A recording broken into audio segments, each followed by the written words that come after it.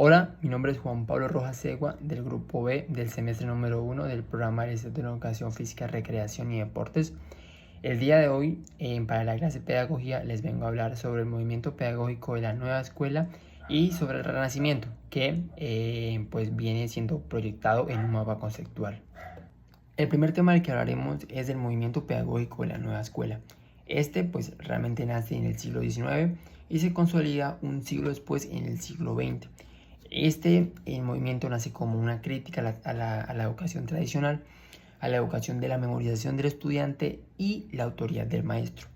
Este movimiento nace con el hecho de aprender haciendo. Buscaba que el estudiante pasara de la parte teórica a la parte práctica. Un poco más de libertad, un poco más de creatividad, de enseñanza con los estudiantes, de practicar lo que se le enseñaba, la parte teórica, darle un poco más de dinámica a las clases, a los salones. Realmente nace con el hecho de que el profesor pasara de ser como una autoridad a ser como un guía y un acompañante pues en los estudiantes, ¿sí? Ya que pues siempre se manejaba mucho la parte teórica y no se manejaba la parte práctica. Entonces nace como esa fuerte crítica a la educación pues tradicional y realmente pues llega con gran impacto, ya que realmente que llama mucho la atención al momento del momento de ser planteada. Vamos a hablar de las características principales. En cuanto a estas vamos a hablar de tres, aunque hay demasiadas, pero hablaremos de las más importantes. La primera es la que se centra pues en el estudiante, como su nombre lo indica. Buscaba y busca que el estudiante pasara a ser un receptor pasivo, alguien que escuchara únicamente al profesor como autoridad, a que el estudiante pasara a ser protagonista, ¿sí? De acuerdo a sus necesidades, a sus intereses, a sus ritmos, en lo que se destacaba. Entonces, busca eso, ¿no? De hacer que el estudiante pasara a ser esa parte de uno más en la clase, de solo escuchar, de solo copiar, de solo en estar escuchando todo el rato, a ser alguien protagonista, alguien que participara en la clase, alguien que contara en sus anécdotas, buscando sus necesidades, ¿sí? Para que el estudiante así fuera un poco más dinámica en la clase y fuera más importante, ¿sí? Como dándole esa motivación al estudiante para hacer la clase importante para él y para el profesor también.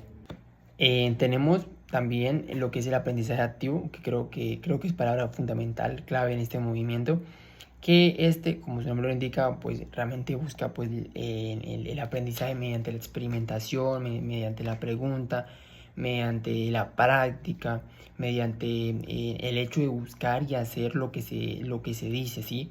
Lo que hablaba anteriormente, que es llevar lo que es la parte pues teórica a la parte práctica, a la parte de enseñar, a la parte de sacar esa libertad y esa creatividad de los estudiantes y ponerla pues a flote al momento de hacer la clase.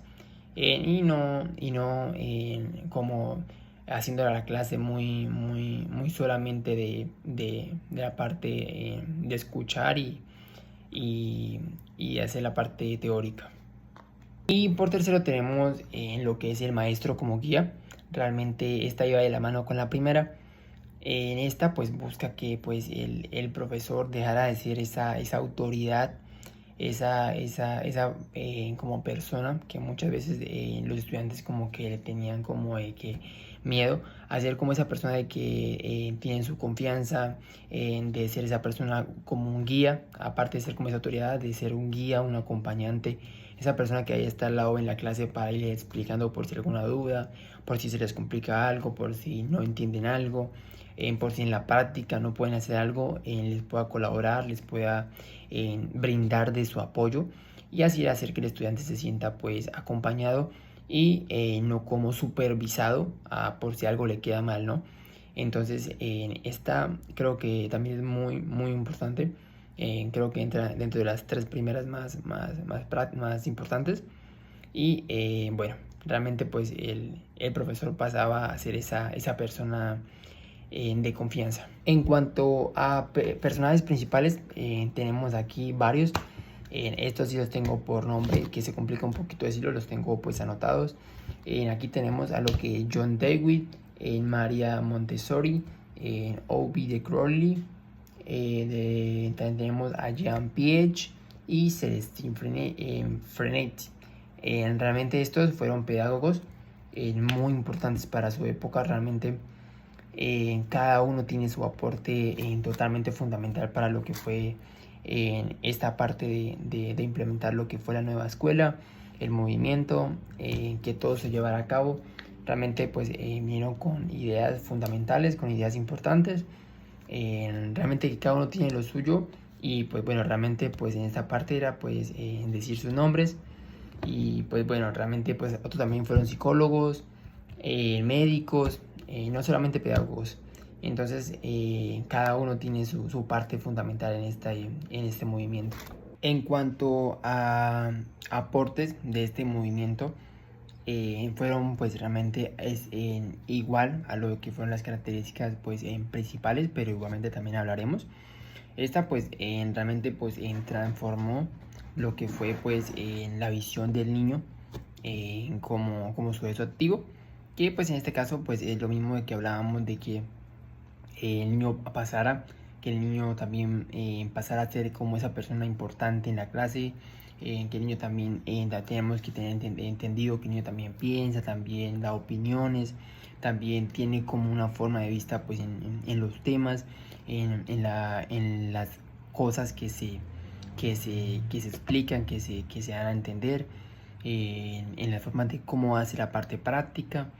Entonces realmente pues esta parte pues se basa en eso, ¿no? Pues son aportes, pero al igual también van de la mano con la parte de características principales. En otro aporte pues es la renovación de los métodos didácticos y pues de la relación pedagógica, que aquí pues es pues la inclusión de juegos, de proyectos, de la dinámica en la clase, de actividades pedagógicas, de actividades pues prácticas, ¿sí?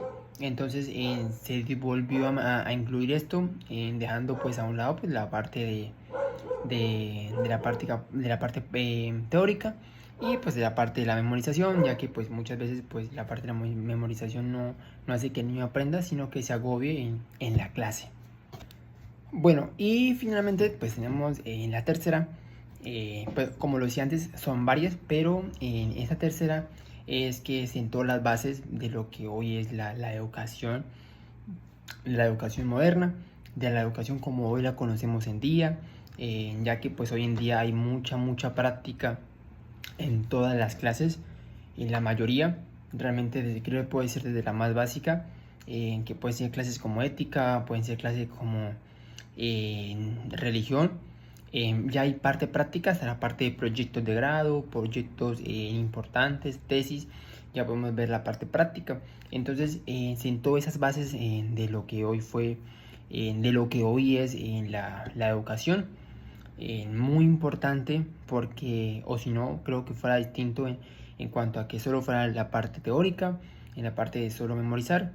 Y bueno, realmente es una característica también una característica que va de la mano, y es un aporte supremamente importante de mucho fundamento en lo que es la educación hoy en día en esta era. Además también tenemos que agregar otra además, que es la parte pues del individualismo y de la diversidad. En este aporte se da a entender de que pues cada estudiante tiene su propio ritmo, sus propios intereses, sus propias habilidades, sus necesidades. Realmente que en este aporte es fundamental, al igual que todas las demás, porque realmente es para el estudiante, y se formó para el estudiante. Realmente no todos son iguales, creo que cada estudiante tiene una forma distinta de pensar, de hacer las cosas. Entonces pensó realmente en el estudiante, se catalogó de esa forma, y, y bueno, realmente pues se generó todo eso para un beneficio de lo que son los niños y pues los estudiantes. Bueno, después tenemos el tema del Renacimiento, en algo muy importante pero muy breve. Aquí pues fue un periodo muy importante de grandes cambios en Europa entre el siglo XIV y siglo XVI.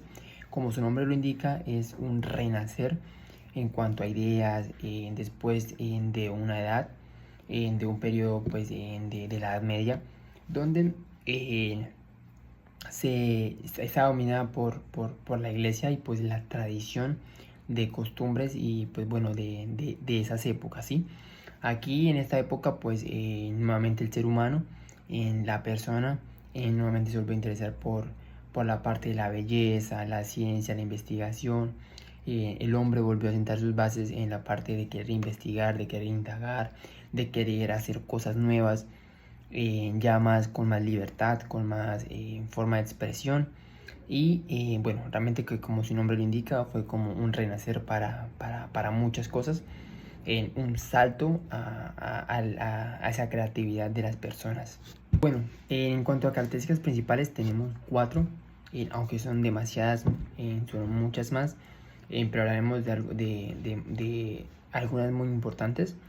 Bueno, la primera pues hablaremos de lo que es el antropocentrismo, que en esta el humano se basa más en su pensamiento, en su forma de ver las cosas, dejando pues atrás pues toda la parte de esa edad media, de la parte religiosa, de la parte de tradición, del pensamiento religioso, y se basa más en el centro del pensamiento del ser humano, ¿sí? También tenemos lo que es el racionalismo, que va de la mano con la primera.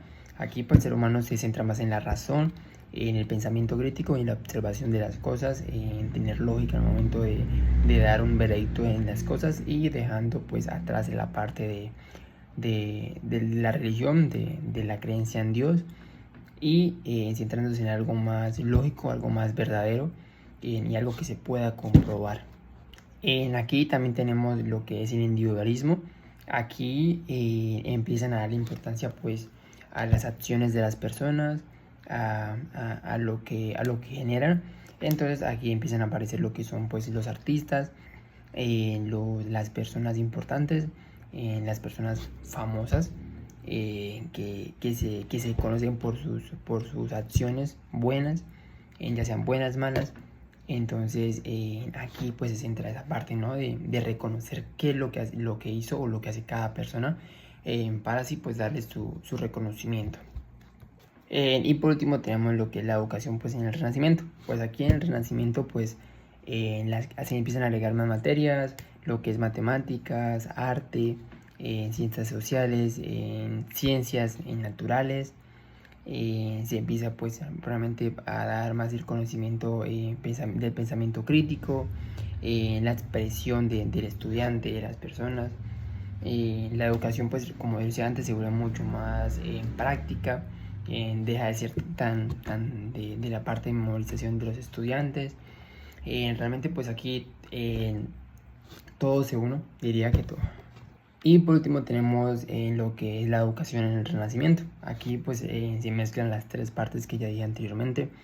Aquí en la parte de la expresión y el pensamiento crítico se fomenta demasiado. Se agregan nuevas materias, artes, ciencias naturales, ciencias sociales, matemáticas, entre muchas más materias más que se fueron pues asignando, que se fueron dando y llevando a cabo pues en las áreas de práctica, en las áreas de aprendizaje. Realmente pues las clases dejaron de ser de memorización y pasaron a ser más prácticas, más en clases más dinámicas, y en todo eso que hablábamos anteriormente. Aquí se puede asentar base de una educación mucho más moderna, a comparación de lo que pues anteriormente fue en otras épocas y pues en otros siglos.